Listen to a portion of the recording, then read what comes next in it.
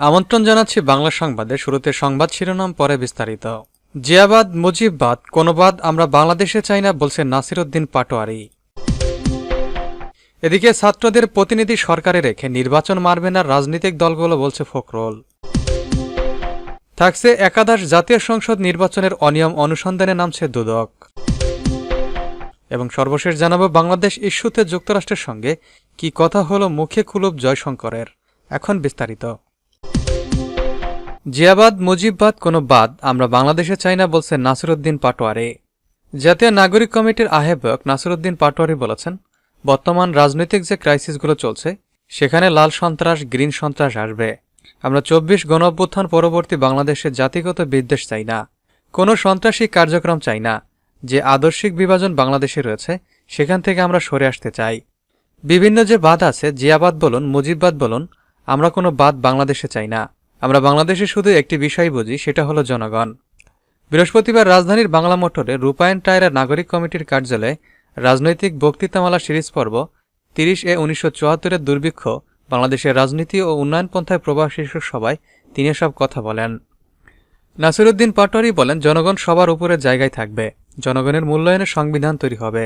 জনগণকে ফোকাস করে জনগণের জন্য আমরা লড়াই করতে চাই, জনগণের কাছে আমরা যেতে চাই। জনগণের জয়যাত্রা জারি থাকুক, জনগণ আমাদের প্রেরণার শক্তি হোক। তিনি বলেন, আমাদের গত ৫৩ বছরে কখনোই ক্ষমতা হস্তান্তর জনগণকে সুস্থভাবে দিতে পারেনি। একটা অভ্যুত্থানের পর পার্লামেন্ট থেকে জজ, উকিল, ব্যারিস্টার সবাই পালিয়ে গেল। কিভাবে পুরো বাংলাদেশ স্তব্ধ হয়ে পড়েছিল, তখন দায়িত্ব আমাদের উপর এসে পড়ে। আমরা কতটুকু করতে পেরেছি এটা বিচার করবে। তখন বাংলাদেশে রাস্তায় লাশ পড়ছিল, হত্যাযজ্ঞ থামানোর জন্য পলিটিক্যাল সোসাইটি কোনো উদ্যোগ নিচ্ছিল না। আমরা রাস্তায় রাস্তায় ঘুরে মানুষের কাছে বুদ্ধি পরামর্শ নিয়েছি, যার কারণে আমরা এখনও নিশ্চিন্তে ঘুমাতে পারছি। নাগরিক কমিটির এই নেতা বলেন, ৭১ পরবর্তী এদেশের জনগণকে যে আঘাত করা হয় সেটা হলো জনগণকে অন্ধকারে রেখে একটি সংবিধান হয়েছিল, তার মাধ্যমে একটি বিভাজনের রাজনীতি চালু করা হয়। আমরা গত ৫৩ বছরে বিভাজনের সংকটে ২৪-এ এসে হাজারো শহীদ, অসংখ্য আহত হয়েছে।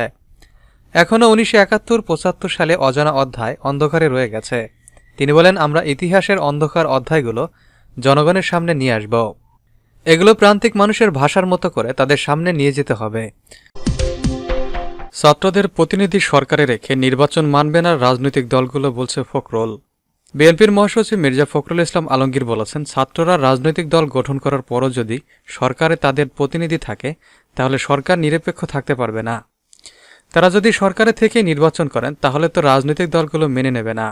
মঙ্গলবার বিবিসি বাংলাকে দেয়া একান্ত সাক্ষাৎকারে এসব কথা বলেছেন মির্জা ফখরুল।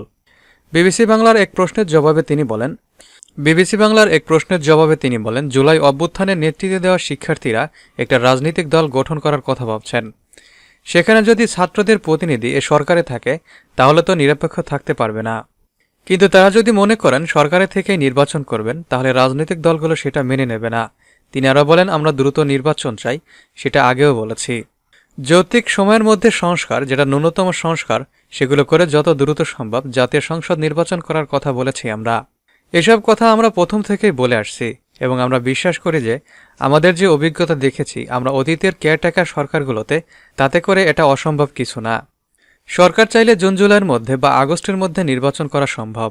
নির্বাচনের সময়সীমা সম্পর্কে বিএনপি মহাসচিব বলেন, আমরা সুনির্দিষ্ট সময় ওইভাবে বলতে চাই না, কারণ এর জন্য তাতে কোনো লাভ হবে না।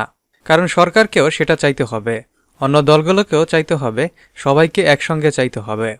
তবে আমরা মনে করি যত দ্রুত নির্বাচন হবে দেশের জন্য ততই মঙ্গল হবে। অন্তর্বর্তী সরকারের সংস্কার সম্পর্কে মির্জা ফখরুল বলেন, আমরা আমাদের কথাগুলো শুরু থেকে স্পষ্ট করে বলেছি যে যতগুলো সংস্কারের মধ্যে হাত দেওয়া হয়েছে অতগুলো সংস্কার করতে গেলে ১০ বছরের মধ্যে শেষ হবে না। আর সংস্কার একটি চলমান প্রক্রিয়া। ২ বছর আগে রাষ্ট্র মেরামতের ৩১ দফা দিয়েছি আমরা, তার মধ্যে এই বিষয়গুলো তো রয়েছে।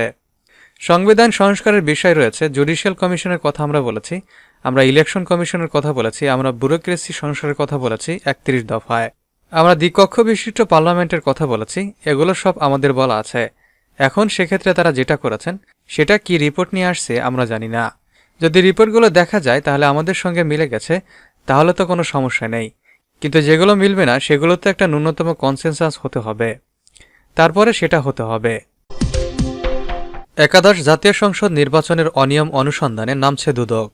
2018 সালের একাদশ জাতীয় সংসদ নির্বাচনে ক্ষমতার অপব্যবহার, অপরাধমূলক অসদাচরণ, জালিয়াতি, দিনের ভোট রাতে করা এবং আর্থিক লেনদেনের মাধ্যমে সংসদ সদস্য নির্বাচনের অভিযোগ অনুসন্ধান শুরু করেছে দুর্নীতি দমন কমিশন দুদক।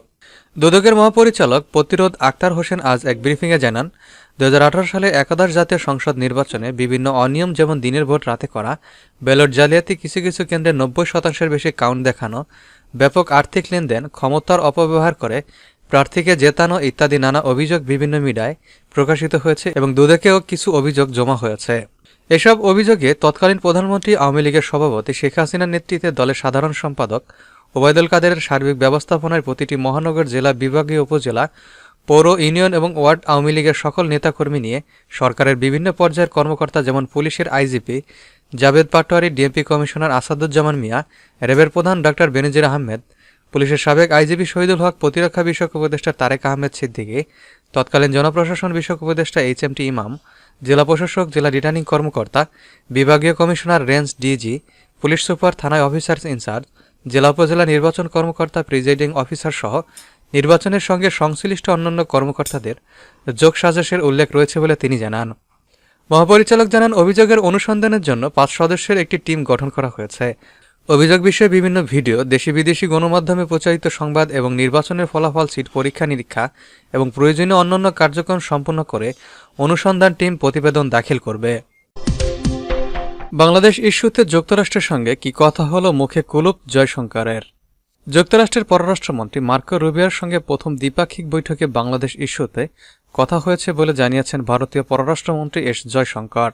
বাংলাদেশ ছাড়াও যুক্তরাষ্ট্রের ভিসা নীতি এবং আঞ্চলিক নানা বিষয় নিয়েও ওই দ্বিপাক্ষিক বৈঠকে কথা হয়েছে বলে জানিয়েছেন জয়শঙ্কর। গত 20 জানুয়ারি ডোনাল্ড ট্রাম্পের শপথ গ্রহণ অনুষ্ঠানে যোগ দিতে ওয়াশিংটনে গিয়েছিলেন ভারতীয় পররাষ্ট্রমন্ত্রী। সেখানে এই বৈঠকে যুক্তরাষ্ট্রের পররাষ্ট্রমন্ত্রীর সঙ্গে এসব আলোচনা হয় তার। নিজের এক্স সাবেক টুইটারে হ্যান্ডেলে জয়শঙ্কর লিখেছেন, আমাদের দৃঢ় দ্বিপাক্ষিক সম্পর্ক আবারও জানিয়ে দিলাম।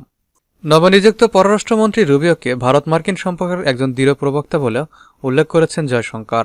এছাড়াও আঞ্চলিক ও বৈশ্বিক বহু বিষয় নিয়ে মত বিনিময় হয়েছে বলেও ওই পোস্ট লিখেছেন ভারতের পররাষ্ট্রমন্ত্রী। ওই বৈঠকে মার্কিন পররাষ্ট্রমন্ত্রী ছাড়াও উপস্থিত ছিলেন দেশটির জাতীয় নিরাপত্তা উপদেষ্টা মাইক ওয়ালস।